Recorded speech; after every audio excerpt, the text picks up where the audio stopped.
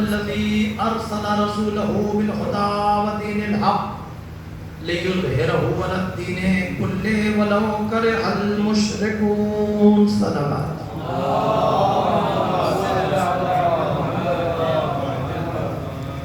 عزیزان گرامی، قرآن مجید کا یہ اعلان کہ اللہ وہ ہے کہ جس نے رسول کو کتاب کے ساتھ اور دین حق کے ساتھ بھیجا، لِيُظْهِرَهُ عَلَى الدِّينِ كُلِّهِ وَلَوْ كَرِهَ الْمُشْرِكُونَ، تاکہ اس دین کو ہر ایک تک پہنچا دے چاہے مشرکوں کو برا ہی کیوں نہ لگے. پوری تاریخ میں اور انسانیت میں ایک چیز یہ بات ہے کہ مولانا تقیان نہج البلاغہ میں یہ ارشاد فرماتے ہیں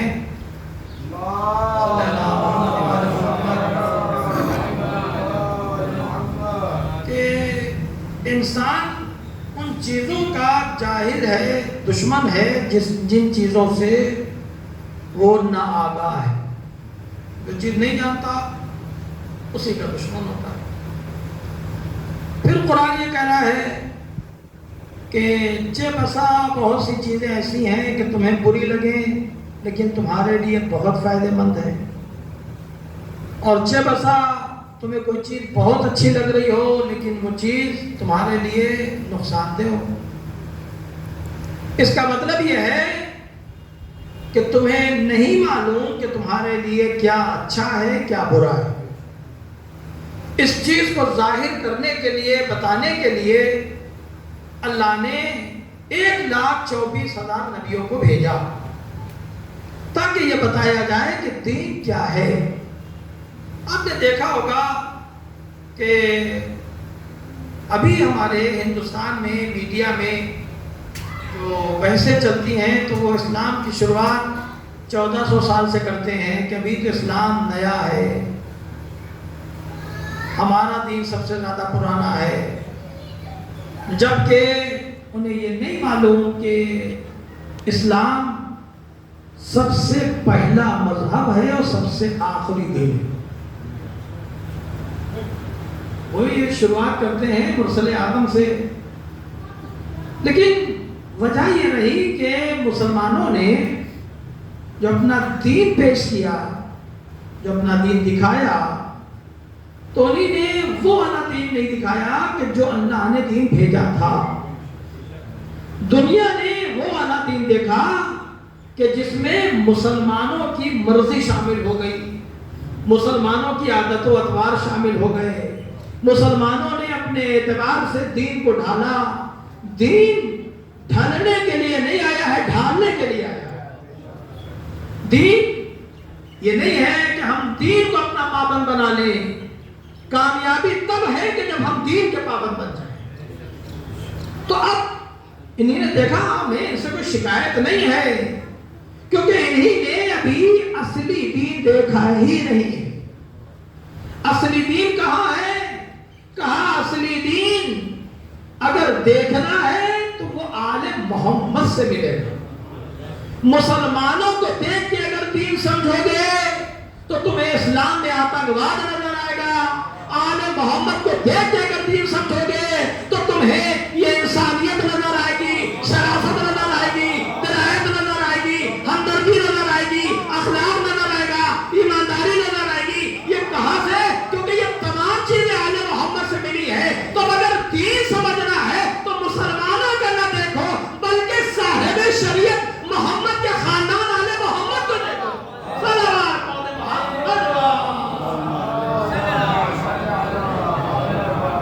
دین اگر سمجھنا ہے تو پھر دین آپ کو وہاں پہ آئے گا سمجھ میں کہ جہاں پر آل محمد کا کردار. آل محمد کا کردار یہ ہے کہ دشمن چھوٹی سی ایک مثال، کیونکہ آل محمد میں سب سے واضح اور سب سے مشہور جو ذات ہے وہ جس کے لیے مسلمان بھی لڑتے ہیں، ہندو بھی لڑتے ہیں، اور آپس میں بھی لڑتے ہیں، غیروں سے بھی لڑتے ہیں، اپنوں سے بھی لڑتے ہیں، پرائے سے بھی لڑتے ہیں. علی آئے تھے نجات دینے کے لیے مشکل کشا بن کے. یہ مسلمانوں کی بدنصیبی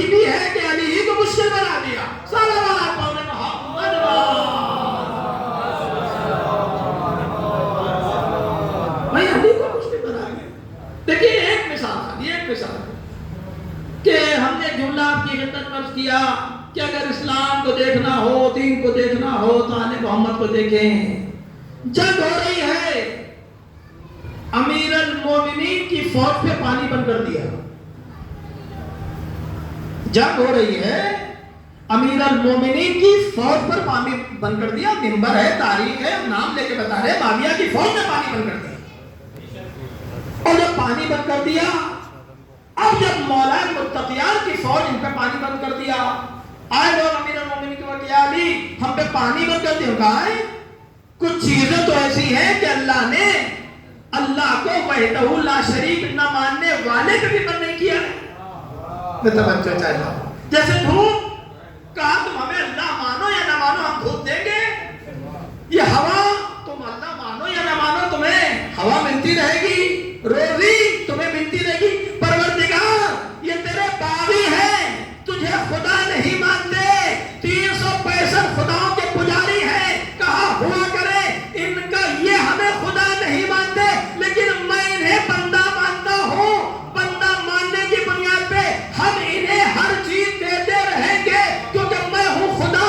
تو اسی روش پر جو چلے گا وہ ہوگا علی، اور وہی علی ہوگا کہ جو خدا کے احکام کو نافذ کرتا ہوگا۔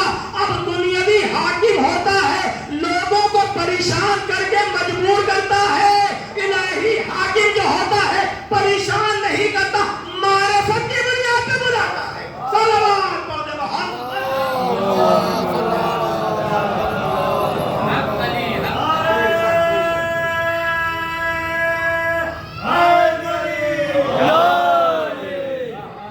کہاں پانی بند کر دیا؟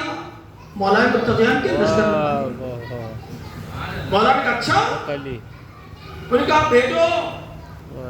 ایک وفد گیا، ان کا بھائی مسلمانوں سے جنگ کر رہے ہو، پانی کیوں بند کر دیا؟ کہا یہ ہماری جیت ہے، ہم نے قبضہ کر لیا، ہم نے پانی بند کر دیا۔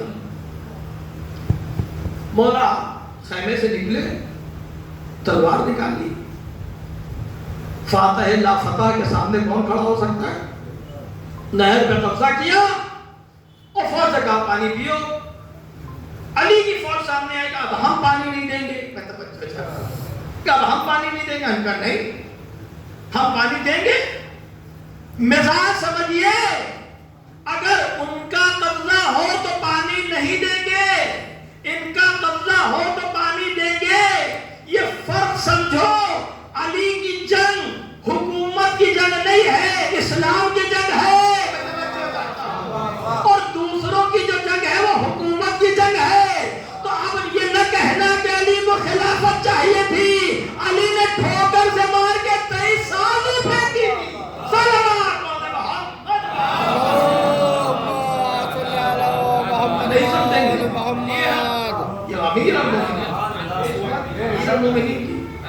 اب اگر اسلام پہنچا ہے تو پھر آل محمد کے کردار سے پہنچا ہے۔ میں نے ایک مجلس میں اسی عشرے میں آپ کی خدمت میں کیا تھا، سوال ہے عالم اسلام کے سامنے، وہ لوگ کے جو تبلیغوں کے لیے نکلتے ہیں، وہ لوگ کے جو دین کی تبلیغ کرتے ہیں، ان سے سوال ہے کہ اگر ایک ہندو کے سامنے پہنچیں، کسی غیر مسلمان کے سامنے پہنچیں، اور ایک ایسے ہندو اور ایک ایسے غیر مسلمان کے سامنے پہنچیں کہ جس نے اسلامی ہسٹری کی تھوڑی بہت اسٹڈی کی ہو، آپ جائیں اور جا کے کہیں کہ ہم آپ کو دعوت اسلام دیتے ہیں، اسلام میں آ جائے، اور وہ یہ کہے گا کہ نہیں ہم کچھ بھی ہوں گے لیکن ہم مسلمان نہیں ہوں گے۔ اگر وہ یہ کہے ہم کچھ بھی ہوں گے لیکن ہم مسلمان نہیں ہوں گے، آپ کہیں گے کیوں نہیں ہوں گے؟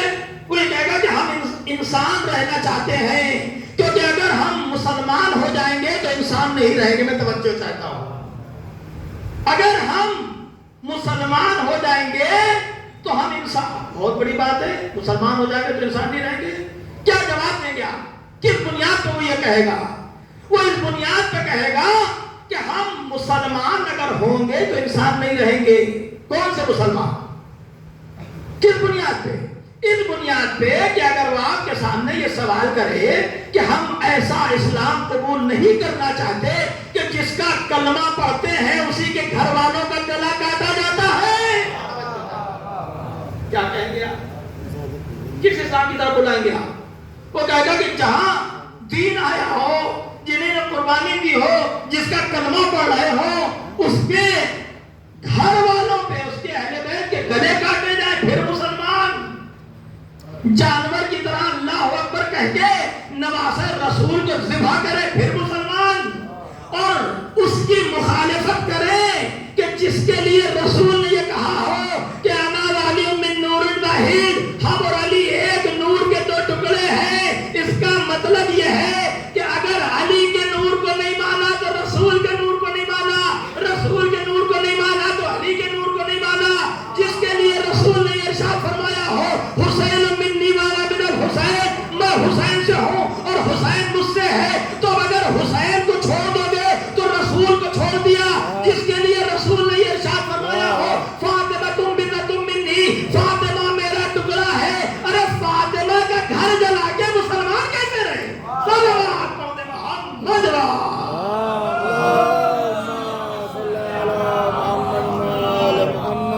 نہیں بنے گے مسلمان۔ اب اگر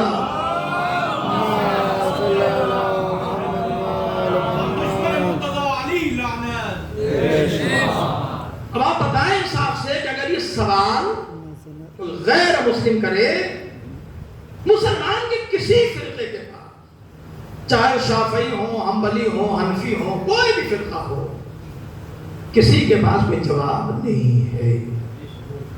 اس لیے کہ اسلام کی جو تصویر دکھائی جا رہی ہے وہ تصویر ظلم و تشدد کی دکھائی جا رہی ہے، تو پھر مظلوم اسلام کہاں سے لایا جائے؟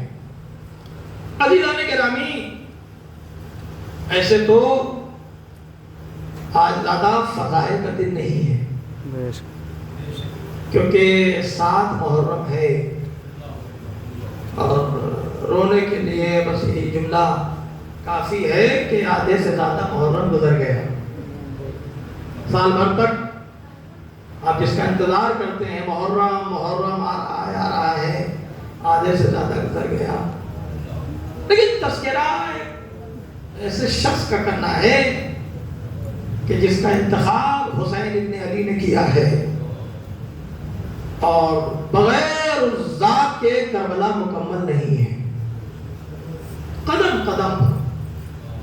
اور میں جملہ صاحبان ولا کے حوالے کرنا چاہتا ہوں کہ کربلا حادثہ نہیں ہے،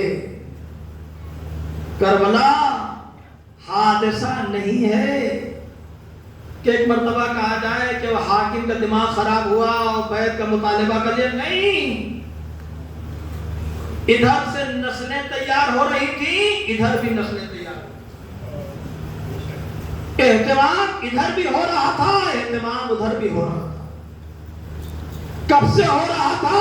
کہا جب سے اسلام نے پیروں پر چلنا شروع کیا۔ یہ چاہتے تھے کہ اسلام کے پیروں کو کاٹ دیا جائے، آل محمد یہ چاہتے تھے کہ اسلام جوان ہو جائے، اور اسی کے لیے آپ جانتے ہیں کہ اگر کسی کا بہت شاندار بیٹا ہو، IAS PCS بیٹا ہو، حسین و جمیل بیٹا ہو، پھر وہ یہ کہے کہ صاحب ہم یہ چاہتے ہیں کہ ایک بیٹا اور ہو جائے، کہاں ہے؟ IAS بیٹا ہے، PCS بیٹا ہے، خوبصورت بیٹا ہے، صحت مند بیٹا ہے، کس چیز کی کمی ہے کہ جو ایک بیٹے کی اور ضرورت ہے؟ اگر باب الحوائج ابو الفضل العباس کی اہمیت کا اندازہ لگانا ہے تو صرف اسی سے لگا سکتے ہیں کہ وہ علی کے جس کے امام حسن اور امام حسین جیسے بیٹے ہیں، وہ یہ کہہ رہے ہیں کہ مجھے ایک بیٹا اور چاہیے۔ اس کا مطلب کہ علی کے ذہن میں، علی کی دعاؤں میں، علی کی مناجاتوں میں کوئی چہرہ ایسا ہے کہ جس کے ظہور کی دعا ہے۔ اسی لیے امیر المومنین نے اپنے بھائی عقیل کو بلایا۔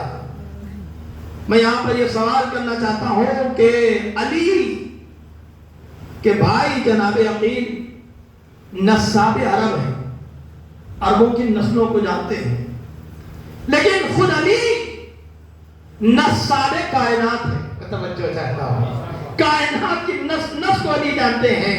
اے میرے مولا، جناب عقیل کا علم محدود ہے، وہ صرف نسلوں کو دیکھتے ہیں، آپ مزاجوں کو بھی دیکھتے ہیں، تو پھر عقیل سے کیوں کہہ رہے ہیں؟ پھر عقیل سے کیوں کہہ رہے ہیں؟ کہا دنیا یہ نہ کہے کہ علی نے شادی کی تھی شادی کے لیے، بتانا یہ چاہتے ہیں کہ میں جو یہ شادی کر رہا ہوں شادی کے لیے نہیں، ایک مقصد تکمیل دین کے لیے۔ ورنہ یہی کہتے ہیں کہ بھئی شادیاں تو سبھی کرتے ہیں نا۔ جناب عقیل کو بلایا، بلانے کے بعد یہ کہتے ہیں بھیا ہم ایک شجاع اور بہادر بیٹا چاہتے ہیں۔ اچھا، کہا بہت شجاع اور بہادر ہو۔ رات کی تاریکی میں جناب عقیل اور مولانا متقیان سے کہا، انہوں نے کہا کہ بھائی آپ کے لیے روزہ دیکھنا ہے اور آپ نے جو مقصد بتایا ہے اس کے لیے خاندان دیکھنا ہے تو مجھے مہلت دے، مجھے مہلت دے۔ کیا مہلت دے؟ کہا مجھے دیکھنا ہوگا کہ کس خاندان میں۔ جناب عقیل گئے اور جانے کے بعد مولانا متقیان کے پاس آتے ہیں ایک دو دن کے بعد، کہتے ہیں علی میری نظر میں ایک خاندان ہے، اگر آپ کہیں تو ہم اس خاندان میں جا کے بات کریں۔ کہا کون سا خاندان؟ کہا خاندان بنی کلاب۔ یہ خاندان شرافت میں اور وفا میں بڑا مشہور خاندان ہے۔ مولانا متقیان نے کہا بھائی تم نے صحیح خاندان چنا ہے۔ جناب عقیل امیر المومنین سے اجازت لیتے ہیں اور لینے کے بعد یہ خاندان بنی کلاب ان کا کوئی گھر پر نہیں تھا، کہ لوگ خانہ بدوش تھے، کبھی کسی بستی میں خیمے لگائے کبھی کسی بستی میں خیمے لگائے، لیکن شرافت و نجابت میں بہت مشہور تھے۔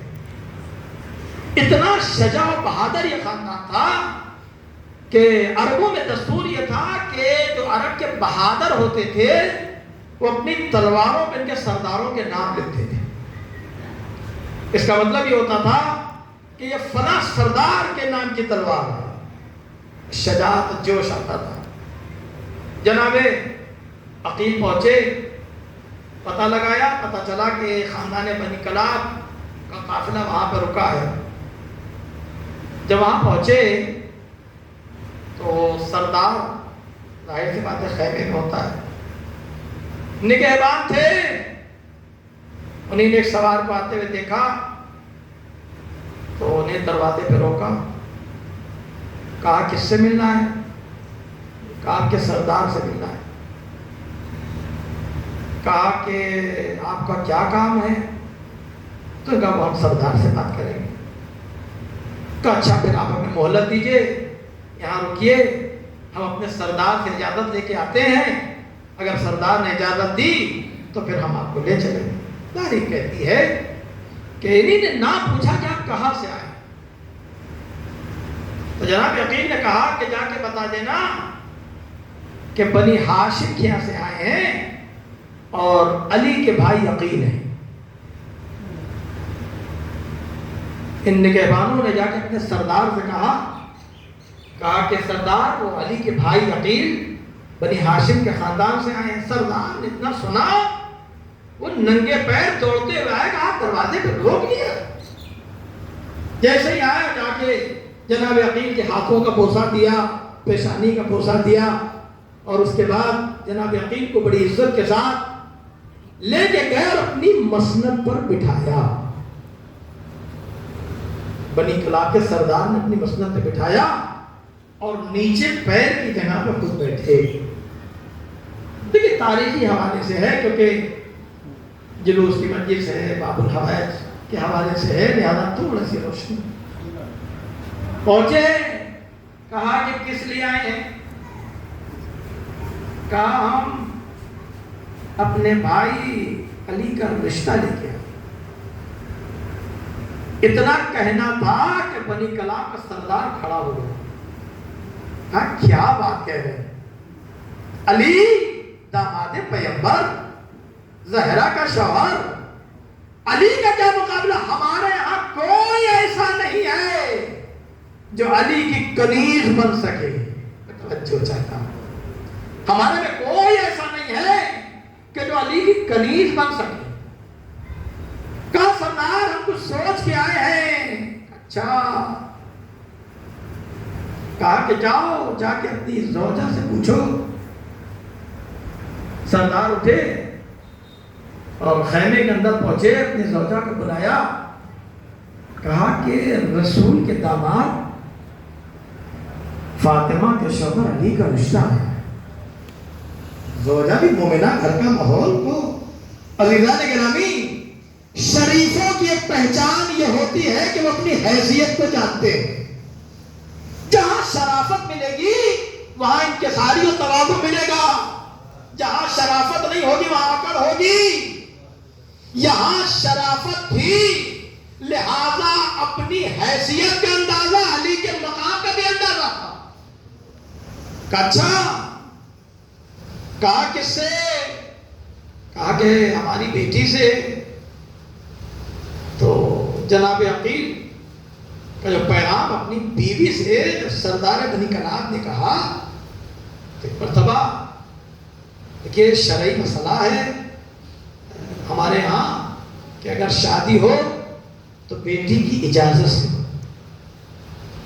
وہ اور بات ہے کہ ہماری بچیاں کھل کے نہیں کہتی ہیں، لیکن رضا مرضی ہونا ضروری ہے. لیکن تاریخ ہے. اور کل ایک جوان نے بہت بہترین سوال مجھ سے کیا، اور وہ سوال یہ تھا کہ آل محمد کے گھر میں جو باتیں ہوتی تھیں وہ باہر کیسے پتہ چلتی تھی. تو اسے یہ بہت اچھا سوال، اس کا جواب یہ ہے کہ آل محمد کے جو کردار تھے ان کی کنیزوں کے ذریعے، ان کے غلاموں کے ذریعے اور خود آل محمد کے ذریعے جناب فاطمہ کلابیہ نے جو کردار پیش کیا ہے وہ کردار کسی عام ماں کے بس کی بات نہیں ہے. کسی عام ماں کے بس کی بات نہیں ہے. وقت بہت کم ہے، بس تیزی سے میں گزر رہا ہوں. جناب فاطمہ کلابیہ کی ماں نے، باپ نے کہا کہ جا کے بیٹی سے پوچھو. جناب فاطمہ کلابیہ کی ماں جب اپنی بیٹی کے پاس آئی تو کیا دیکھا کہ بیٹی رو رہی ہے. بیٹی کو دیکھا رو رہی ہے. تو انہی نے کہا کہ کیا تمہیں یہ رشتہ منظور نہیں ہے؟ ماں نے اپنی بیٹی سے پوچھا کہ کیا تمہیں یہ رشتہ منظور نہیں ہے؟ اس نے کہا روتے ہوئے کہ میں کیسے انکار کر سکتی ہوں. فاطمہ کلابیہ کہتی میں کیسے انکار کر سکتی ہوں؟ کیوں؟ کسی نے مجبور کیا ہے، بس اسی کے لیے زحمت دی تھی. فاطمہ کلابیہ کہتی ہے کہ میں انکار نہیں کر سکتی. کیوں؟ کہا رات میں نے خواب میں دیکھا ہے کہ فاطمہ نے آ کے اپنی چادر ہمیں اڑائی. کہ میں نے خواب میں دیکھا ہے کہ فاطمہ نے اپنی چادر اڑائی ہے اور مجھ سے یہ کہا ہے کہ میرے بچوں کا خیال رکھنا. کہا میں انکار کیسے کر سکتی؟ جزاکم اللہ. دیکھیں باب الحوائج کی مجلس ہے، بمانا بمانویت مجلس کا. کہا اچھا فاطمہ خواب میں آئی تھی؟ کہا خواب میں آئی تھی.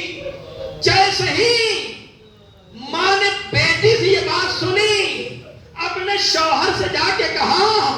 جیسے ہی باپ نے یہ بات سنی جناب عقیل کے پیروں پہ جا کے سر رکھ دیا. اے عقیل رشتہ نہیں لائے ہیں، ہمارے لیے مقدر عزت لائے ہیں.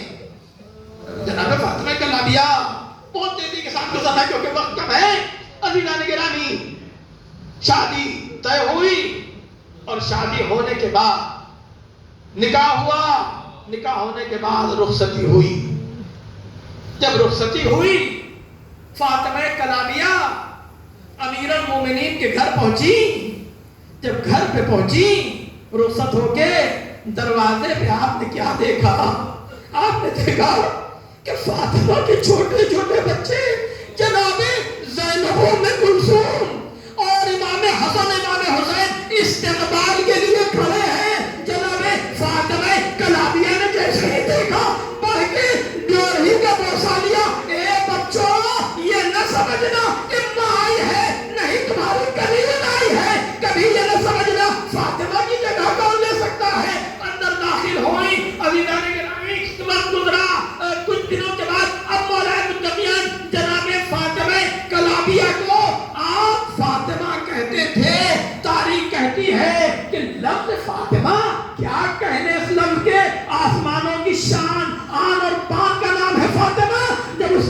کہتے تھے امیر المومنین گھر میں آئے ہیں اور آپ نے جناب فاطمہ کلابیہ کو فاطمہ کہہ کے پکارا. ایک مرتبہ جناب فاطمہ نے ہاتھوں کو جوڑا, کہا اے میرے سردار میرا نام فاطمہ نہ پکارا کیجئے. کہا کیا تمہیں فاطمہ نام نہیں پسند ہے؟ کہا نہیں نہیں نام بہت پسند ہے, لیکن بات یہ ہے کہ جب آپ فاطمہ کہتے ہیں تو حسنین اپنی ماں کی طرح جاتے ہیں, لہذا مجھے فاطمہ نہ کہیے. پھر کیا کہیں؟ کہا کہ آپ مجھے کسی اور نام سے پکائیے.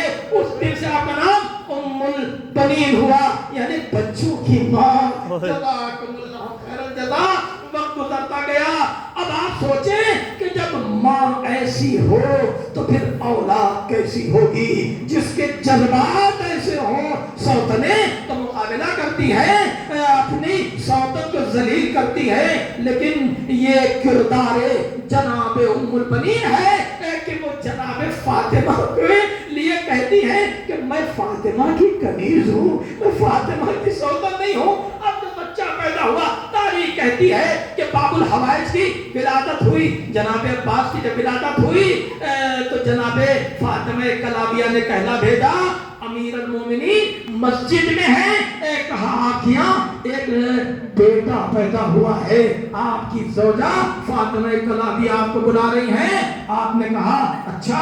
کہا میرا حسین کہاں ہے؟ ارے بیٹا آپ کا ہے, آپ حسین کو کیوں بلا رہے ہیں؟ کہا نہیں حسین کو بلاؤ.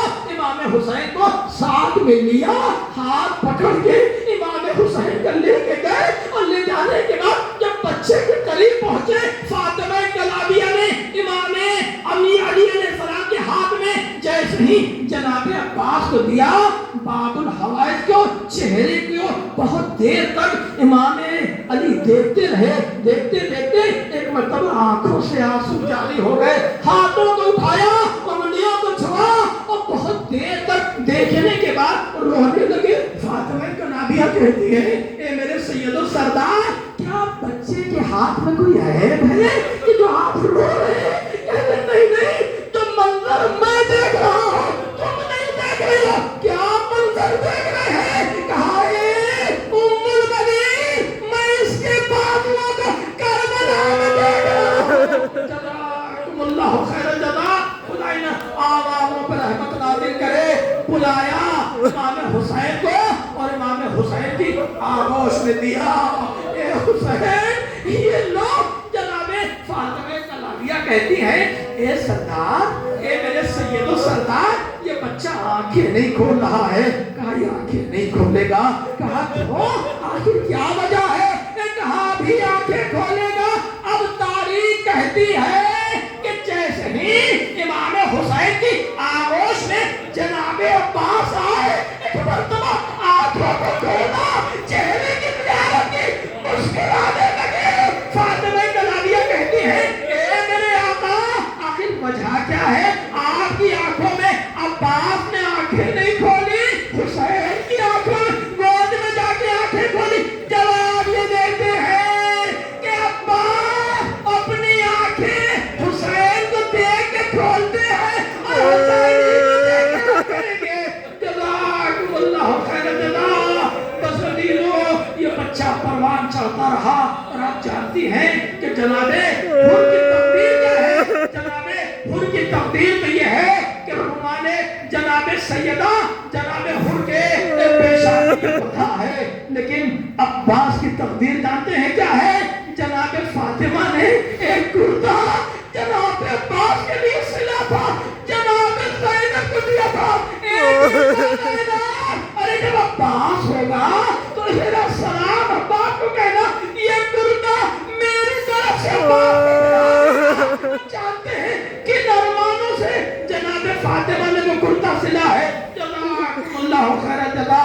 وقت گزرتا گیا, بچہ جوان ہوتا گیا, تربیت دیتے گئے, اور تربیت یہ ہے کہ ہر موقع پہ جناب عباس سے یہ کہا جاتا ہے کہ عباس تمہیں کربلا کے لیے پیدا کیا گیا ہے. ہر بار یہ کہا جاتا ہے جب بھی کوئی جگہ آتی ہے, صفین کا مارکہ ہو, جبل ہو, جناب عباس سے کہا جاتا ہے کہ تمہیں کربلا کے لیے رکھا گیا ہے. اب آپ چاہتے ہیں کہ جسے اتنا تیار کیا جائے, اتنا تیار کیا جائے, کربلا کربلا کربلا, بھیا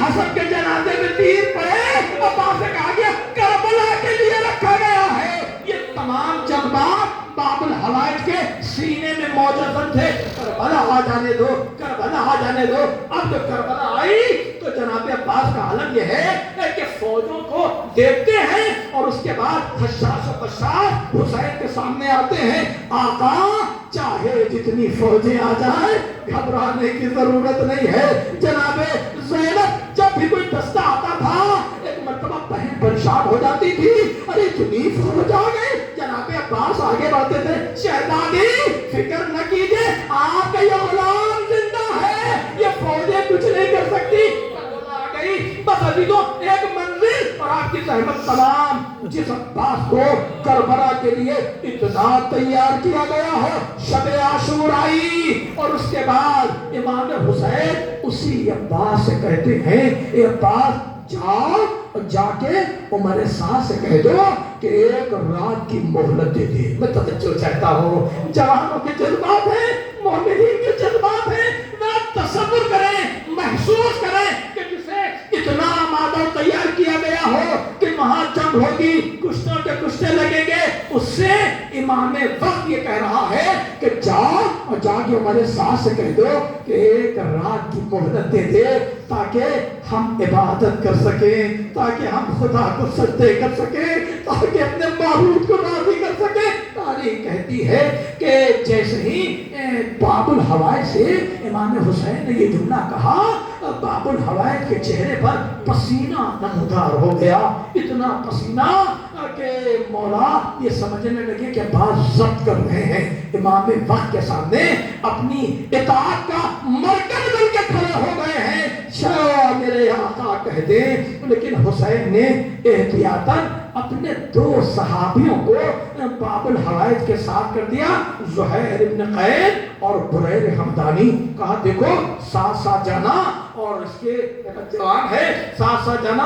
اب تاریخ کہتی ہے کہ باب الحوائج کی جو ہیبت تھی, جو باب الحوائج کی دہشت تھی دشمن کے اوپر, جیسے ہی باب الحوائج عمر سعد کی طرف بڑھے, خیمے کی طرف بڑھے, فوجیں پھٹنے لگیں. عمر سعد سامنے بیٹھا تھا, اٹھ کے کھڑا ہو گیا. آواز دی عمر سعد, جیسے ہی آواز دی عمر سعد کھڑا ہو کے دوڑتا ہوا آیا. کہا باس کیا کہنا چاہتے ہو؟ کہا میرے آقا نے ایک رات کی مہلت غیرت نے اجازت نہیں دی کہ پورا لفظ کہہ دے کہ آقا مہلت مانگ رہے ہیں. تاریخ کہتی ہے جا جا اجازت دے دی. اب جب عباس پڑھتے ہیں, جب وہاں سے پلٹتے ہیں تو جناب عباس گھوڑے پہ سوار ہیں اور زہیر ابن قید بریر حمدانی پیچھے پیچھے ہیں.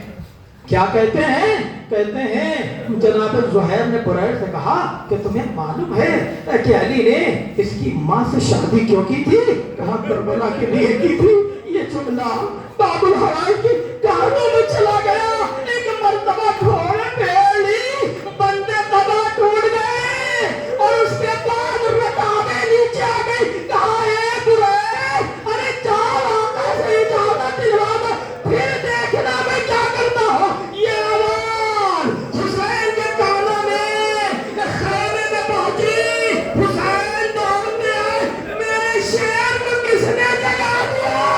تاریخ کہتی ہے کہ حسین نے جب پڑھ کے عباس کو کلیجے سے لگایا, سینہ اتنی تیزی سے بھاگ رہا تھا کہ حسین محسوس کر رہے تھے کہ سینے میں دل بڑی تیزی سے دھڑک رہا ہے. پیشانی کا بوسہ لیا, سر پہ ہاتھ پھیرا, اے بھیا, اے بھیا, عباس, ارے تم سے خیرہ ہو. بڑی حسرتوں سے عباس نے دیکھا.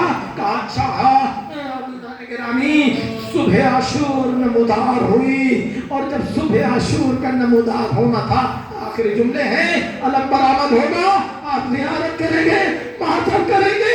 عزیزان گرامی, نہ بھوکے ہیں, نہ پیاسے ہیں, نہ آپ تھکے ہیں, نہ آپ کو کوئی الجھن ہے, لیکن اب آپ بھوکے بھی ہیں, پیاسے بھی ہیں, مشتری و پریشان بھی ہیں, شہادت کے لیے آمادہ تیار بھی ہیں, لیکن بہن کے پردے کا بھی خیال ہے.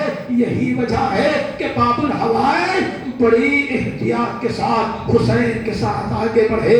حسین نے بہت دیر تک سمجھایا, اے بھیا ہم جنگ کرنے کے لیے نہیں آئے ہیں, پھر آخر کس لیے آئے ہیں؟ کہ ہم نانا کی امت کو بخشوانے کے لیے آئے ہیں. امیر المومنین کی خدمتوں کو آپ نے بتایا اے بھیا بابا نے ضربت کھائی دین بچانے کے لیے میری ماں کا گھر جلایا گیا دین بچانے کے لیے بھیا حسن کے جنازے میں تیر لگے دین بچانے کے لیے ہم زمین کربلا کو اپنے خون سے سیراب کرنے کے لیے آئے ہیں تاکہ دین بچ جائے جزاکم اللہ خیر الجزا صبح عاشور نمودار ہوئی جنگ کا آغاز ہوا لیکن اگر کوئی طاقتور بھی ہو غیرت دار بھی ہو پھر اس کے جذبات کو کوئی روک نہیں سکتا جب علی اکبر کا جنازہ آیا عباس نے دیکھا عباس کی آنکھوں میں خون ہے آقا میرے سامنے میرے شہزادے علی اکبر کے کلیجے میں بچی لگی قاسم کا جنازہ آیا ٹکڑے ٹکڑے آقا گودوں کے پالے ٹکڑے ہو رہے ہیں عباس زندہ ہے حسین روک رہے ہیں آخری وقت لیکن دو حکمتیں علماء بیان کرتے ہیں کہ عباس کو کیوں روکے رکھا اس لیے روکے رکھا عباس حسین کی ہمت تھی عباس شہزادیوں کا سہارا تھا عباس بچوں کا آسرا تھا سب شہید ہو گئے پھر بھی بچوں کو امید تھی کہ چچا ہے پانی مل جائے گا اسی لیے عباس کو روکا گیا بس ابھی لو جناب عباس جب آتے ہیں ایک مرتبہ آتے ہیں تو کہتے ہیں مولا اب بچوں کی علتش کی آوازیں برداشت نہیں ہوتی ہیں جناب سکینہ ایک مرتبہ باب الحوائج کے قریب آئی قبا کے دامن کو پکڑا چچا کلیجہ کباب ہو گیا ہے کلیجے میں آگ لگی ہے کہا چلو چل کے پاپا سے اجازت دلوا دو تاریخ کہتی ہے کہ امام حسین نے جناب عباس جب آپ آئے ہیں کہ آقا ہم جانا چاہتے ہیں کہا نہیں تمہیں جنگ نہیں جانے دیں گے کہا کہ سکینہ پیاسی ہے تاریخ کہتی ہے حمید ابن مسلم کہتا ہے کہ حسین نے جب بھی کوئی سوار گیا ہے تلوار لے کے گیا ہے لیکن عباس کو تلوار لے کے نہیں بھیجا ہے ایک نیزہ دے کے بھیجا ہے کہا اے عباس تم مجاہد ہو جنگ کرنا نہیں ہے ایک نیزہ لے کے جاؤ اب تاریخ کہتی ہے کہ نیزہ لے کے جو عباس چلے ہیں تلوار نہیں ہے زہرا کا لال آپ کے گھوڑے کی شان یہ تھی کہ جب گھوڑے پہ بیٹھتے تھے تو بیچ سے جناب عباس کا چہرہ نظر نہیں آتا تھا کیونکہ گھوڑا پیچھے سے اپنی پونچھ کو اوپر کرتا تھا اور آگے سے اپنے سر کو اونچا کر لیتا تھا عباس کی نگاہیں چاروں طرف ہوتی تھی حمید ابن مسلم کہتا ہے عباس نے ایسی جنگیں کی ہیں ٹھوکروں سے 150 دشمنوں کو ناصر جہنم کیا آگے بڑھتے جا رہے ہیں مجمع ہے فوج ہے کہتی عباس کہاں جا رہے ہیں کہ آقا کے لیے پانی لینا ہے عباس بڑھتے چلے جا رہے ہیں کائی کی طرح مجمع پھٹتا چلا جا رہا ہے ترائی پہ پہنچے فرات کے کنارے پہنچے مشق کو پانی میں ڈالا اتنی سوکھی مشق تھی کہ وہ بھیگ نہیں رہی تھی گھوڑا ہے سوار ہے امام جناب عباس نے کہا اے میرے اسب باوفا تو بھی پیاسا ہے پانی پینے گھوڑے نے اپنے گردن ہلا دی جب تک آقا نہ پیے یہ سوال کیسے پی سکتی ہے جناب عباس نے مشق بھری اب جو مشق بھر کے چلنا چاہتے بڑی تیزی کے ساتھ چل رہے ہیں حسین کو آسرا ہے لیکن میرا عباس آ رہا ہے میرا عباس آ رہا ہے علم بلند ہوا فرات کی بلندی پہ آیا عباس آگے بڑھتے جا رہے بڑی تیزی کے ساتھ سیلانیاں دیکھ رہی ہیں کہ علم بڑی تیزی کے ساتھ آ رہا ہے اب تاریخ کہتی ہے کہ ایک مرتبہ علم کو جھٹکا لگا علم کہنی طرف جھک کے لال ہو گیا زینب نے سینہ پیٹا ارے میرا بھیا پھر تھوڑی دیر کے بعد علم بلند ہوا پھر سیلانیوں کا سہارا ہوا کہ پانی آ رہا ہے پھر تھوڑی